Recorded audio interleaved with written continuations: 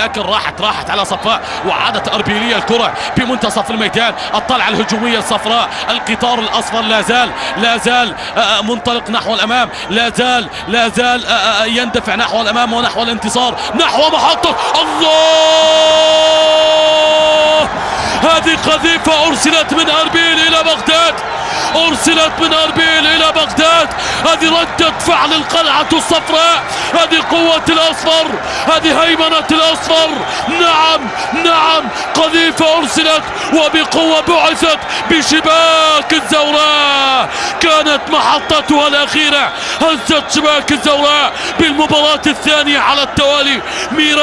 ميران خسرو يسجل في مرمى الزوراء ويجبر الزوراء على الخسارة يا خسرو. الله على كرة ميران، استلم، فكر، صوب، أرسل، زارت شباك الزوراء، مرت بمرمى الزوراء، راحت بمرمى الزوراء. نعم قوية، لا تصد ولا ترد حقيقة.